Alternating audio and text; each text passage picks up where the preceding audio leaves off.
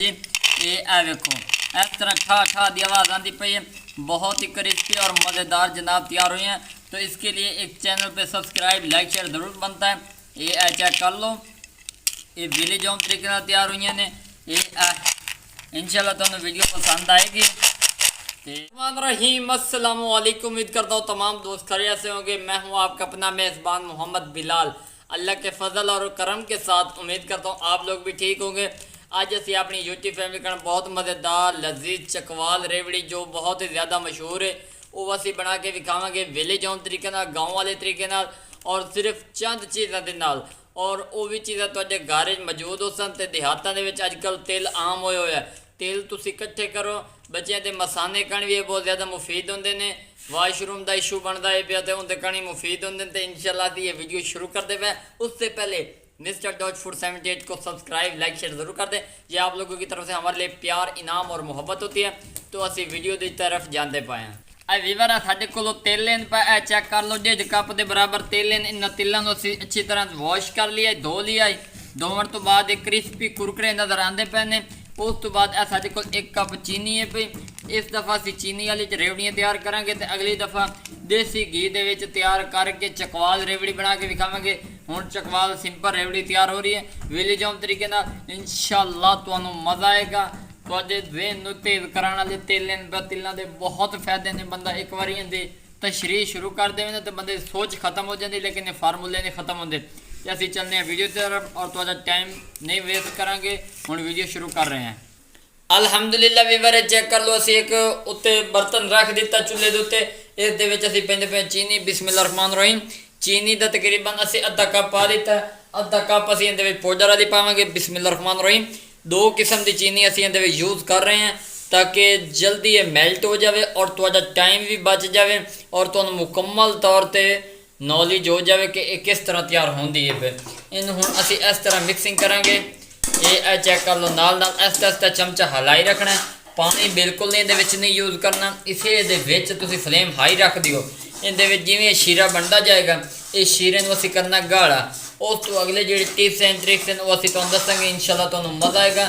मुकम्मल तौर पर तुहानूं रहनुमाई दी जाएगी। ये वीवर ये चेक कर लो। जिवें मैं चमचा हलाइंदा पिया ना नाल नाल तुसीं भी हलाई रखना। इहदे पानी ना पवे। पानी का मकसद ये पिया उहदे नाल रेवड़ी त्रुट जाएगी, शीरा गाढ़ा नहीं तैयार होएगा।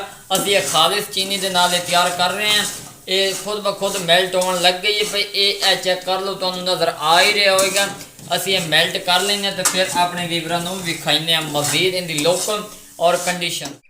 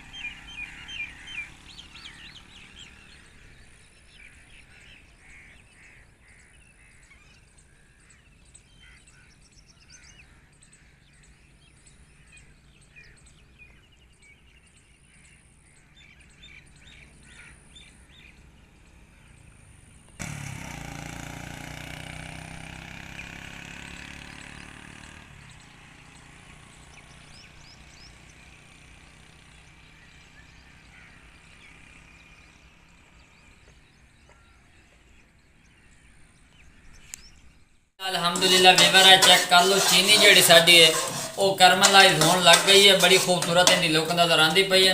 हुण इसे गर्म दे विच इंज समझो कि 1 या 2 मिनट होर पकाइने ताकि इहदे चीनी के जोड़े ज़रात ने वो अच्छी तरह मेल्ट हो जाए। तो फिर असीं इहदे पावांगे तेल। अल्हम्दुलिल्लाह हुण तेल पैंदे पे। बिस्मिल्लाह रहमान रहीम। ये तेल असीं इहदे पा दिते ने। इन्हां हुण असीं अच्छी तरह मिक्स कर रहे हैं। ये चेक कर लो। इस तरह तुसीं भी करने ने। इन्होंने जल्दी जल्दी मिक्स की जाना। ये देखो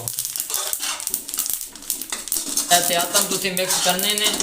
परेशान होने की लोड़ कोई नहीं क्योंकि असीं इन्हों अच्छी तरह मिक्स कर रहे हैं। थाई जैक मारेगे इन्हों जल्दी जल्दी असीं मिक्स कर लेंगे तो फिर तुहानूं विखाइने हैं।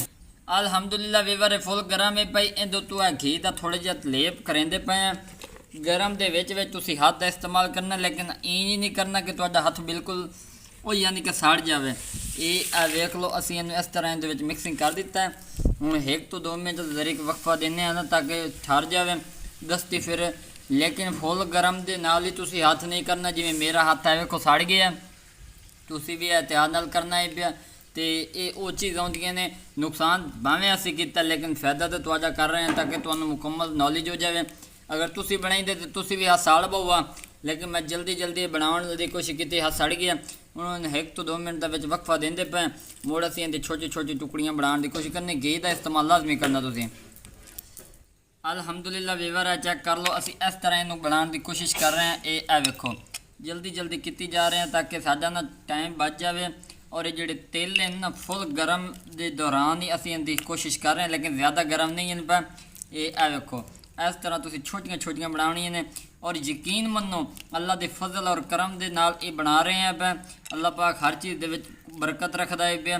ਹੁਣ ਇਹ ਤੁਹਾਨੂੰ ਸੋਚ 'ਚ ਨਾ ਉਸੇ ਕਿ ਤਿਲਾਂ ਵਾਲੀ ਰੇਵੜੀ ਅਸੀਂ ਘਰ 'ਚ ਬਣਾ ਸਕਦੇ ਹਾਂ, ਲੇਕਿਨ ਅੱਲਾ ਪਾਕ ਨੌਲੇਜ ਹਰ ਬੰਦੇ ਨੂੰ ਦਿੰਦਾ, ਉਸ ਦਾ ਬੰਦਾ ਸਹੀ ਇਸਤੇਮਾਲ ਕਰੇ ਤਾਂ ਕਾਮਯਾਬ ਹੋ ਸਕਦਾ। ਇਹ ਚੈੱਕ ਕਰ ਲਓ। ਹੁਣ ਅਸੀਂ ਇਹਦੇ ਜਲਦੀ ਬਣਾ ਲੈਂਦੇ। माशाल्लाह जी, मेरे अल्लाह की शान रहमत और बरकत। तो व्यूअर फाइनली हमारी रेवड़ियाँ तैयार हो चुकी हैं। ये चेक कर लो अल्हम्दुलिल्लाह जी।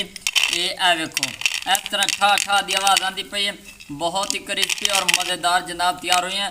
तो इसके लिए एक चैनल पे सब्सक्राइब लाइक शेयर ज़रूर बनता है।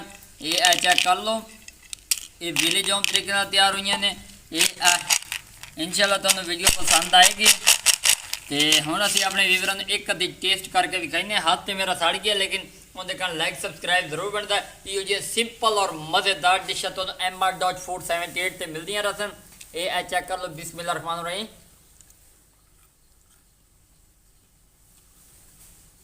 यकीन बहुत मज़ेदार टेस्ट है इहदे विच। अल्हम्दुलिल्लाह व्यूअर बहुत ही अच्छा फ्लेवर है, बहुत अच्छा टेस्ट है पिया। सिर्फ चंद चीज़ों नाल असीं तैयार कीता है। ਇਹਦੇ ਵਿੱਚ ਤੁਸੀਂ ਡਰਾਈ ਫਰੂਟ ਦੀ ਚਾਹੋ ਤੇ ਉਹਦਾ ਪਾਊਡਰ ਬਣਾ ਕੇ ਯੂਜ਼ ਕਰ ਸਕਦੇ, ਲੇਕਿਨ ਅਸੀਂ ਉਹ ਨਹੀਂ ਕੀਤਾ। ਦੂਜੇ ਨੰਬਰ ਤੇ ਇਹਦੇ ਵਿੱਚ ਲਾਚੀ ਦਾ ਪਾਊਡਰ ਯੂਜ਼ ਕਰਨਾ ਚਾਹੋ ਤੇ ਉਹ ਹੀ ਕਰ ਸਕਦੇ, ਖੁਸ਼ਬੂ ਕਾਰਨ ਅਸੀਂ ਉਹ ਨਹੀਂ ਕੀਤਾ। ਲੇਕਿਨ ਸ਼ਹਿਰ ਵਾਲਾ ਟੇਸਟ ਚਾਹੀਦਾ ਤੇ ਕੋਸ਼ਿਸ਼ ਕਰਨਾ ਜਿਵੇਂ ਉਤੋਂ ਉਤਾਰਨਾ ਮਟੀਰੀਅਲ।